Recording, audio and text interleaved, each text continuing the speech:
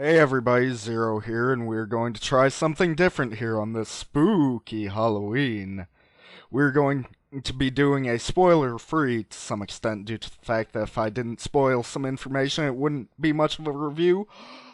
Well, I just spoiled it. We're doing a Soul Eater review, and I, Zero, will be your driver through this. Soul Eater was an anime, in case you were either blind or dense, that ran for 51 episodes. Now, fair warning here, I have only watched the English dub, so can only speak of that. It's not that I think either or is inferior or superior, I just prefer being able to look around at the art of the world, these characters that inhabit it, and all that shit without having to be distracted by the subtitles. Soul Eater started in 2008 over in Japan, and the first dubbed DVDs were out here in America by 2010. The dubbing was done by Funimation, and if you want to know more about the production line, you can look that shit up for yourself, because like 14 fucking companies worked on this shit over in Japan. Let's start with the basic premise of Soul Eater. The basic premise is that Death himself creates a school in order to prevent the coming of evil beings known as Keishans. This school is called the Death Weapon Meister Academy, or DWMA. In that, it mentions weapons and meisters. In this world, a weapon is literally a being that can turn into a weapon of various types. A meister is someone who is able to see souls as well as change their soul wavelength to some extent. At the school, they are taught how to be better meisters and weapons. In some way, it is never really explained how until much later.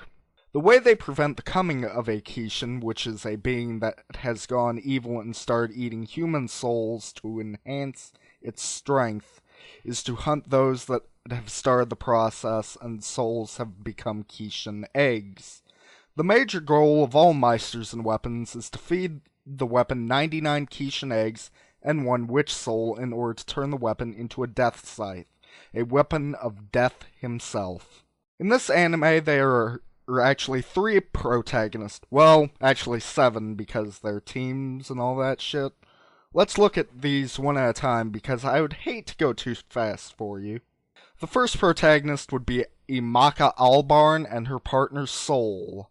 Maka is very intelligent and, to be honest, comes off as a bit of a try-hard bitch at first.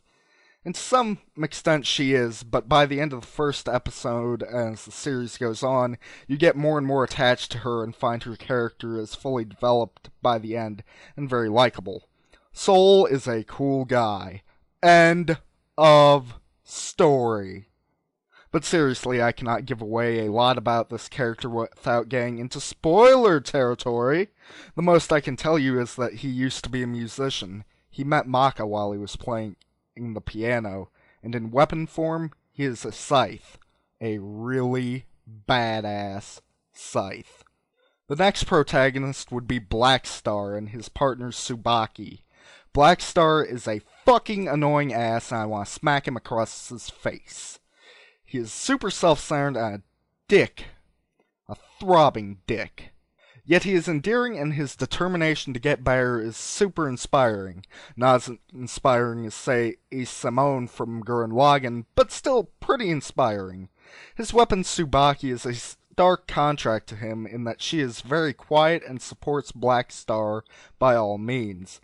Later in the series you learn some more about the two of them that make these characters really come to life. Blackstar can still eat a steaming hot bag of dicks, though. Tsubaki is the most varied of the weapons, with the ability to transform into multiple weapons, including a chain scythe, smoke bomb, and short sword, amongst others later in the series. The final protagonist is that of Death the Kid and his partners Liz and Patty Thompson. Death the Kid is the son of the Grim Reaper, Death himself, and he is literally obsessed with symmetry. In the literature, literally, it's in the manga. He is a powerful meister, yet his obsession with symmetry often gets in the way of him doing things. The fact of him having 3 white stripes on one side of his hair does not help the matter. He often has outbursts that are fucking hilarious. They are some of the best parts of the show comedically. As for his weapons, Patty is very childish and funny and knows no danger. And Liz is very generic. Like a painfully generic woman archetype.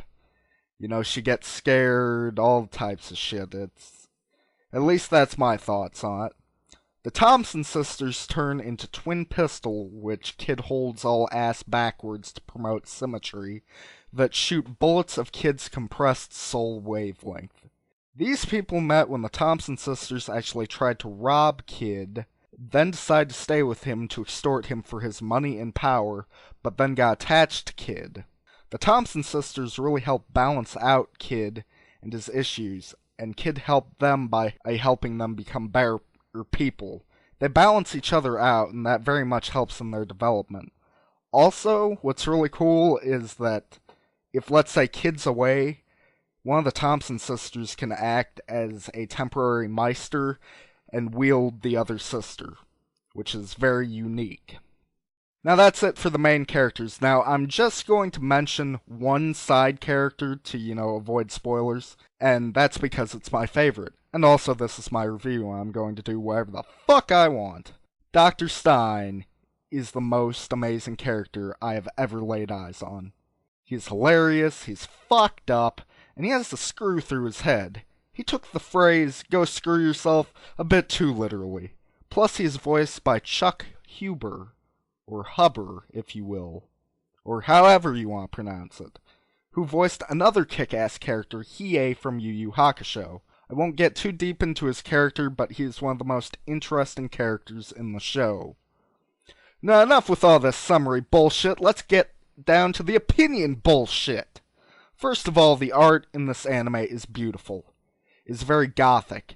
It's like if Tim Burton and The Cure had a baby, that baby would be this show, and have a lot of problems.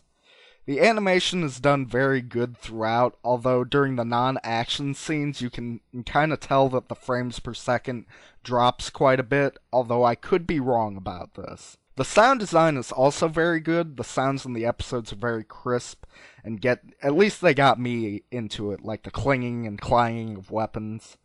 Plus, most of the intro songs do a great job of pumping you up for the action to come, especially Resonance, the first intro. And most outros do a good job of calming you down from the action. Also in the dub, the voice department is great, with even Vic Mignogna himself voicing a character. The pacing of this anime is very good at first. It does a good job of introducing all the characters, especially with the fact that each protagonist gets his own, or her own, intro episode in the beginning, and then keeps the pace going good until about the last fourth or so of the anime.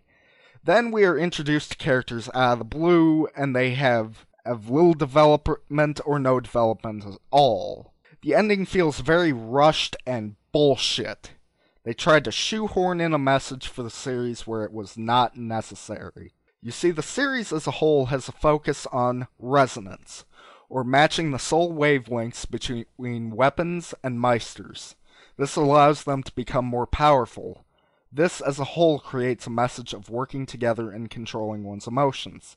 So, why the hell would you try to shoehorn in another message at the last minute?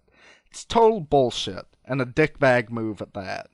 Overall, I would say that this is a great anime. It does have its faults, yet what anime doesn't? I'd say if you like anime or horror movies, especially, like Johnny Depp movies and, Tim Burton movies, I would give this a watch. I don't believe in number ratings, but like I said, if you like those things and, similar things that I described, give this a watch. You can watch the first episode dubbed for free on Hulu. Just give it a try. I would definitely support the industry by buying the series, because on Amazon, at this very moment, the entire series is just a little over $29 for the Blu-ray or DVD set of the whole series, which is super cheap at about 50 cents an episode. And remember, there's 51 episodes. Thanks for watching, everyone. This is new for me, but I really enjoyed it. Don't expect these regularly, at most once a month, but definitely let me know if you guys like these. Also, a big thanks to Rebel Taxi, or Pan Pizza, I think the dude may have multiple personality disorder, for inspiring me with his great videos. And Pan, if you see this, hi. Anyway, if you like this and my voice, I currently have 2 Let's Play series running right now that you can check out by clicking the links in the video here. See? Battle Network, Pokemon Platinum. Battle Network, Pokemon Platinum. Anyway, this is Zero here. I hope you have a nice day. Oh, and happy Halloween. Bye.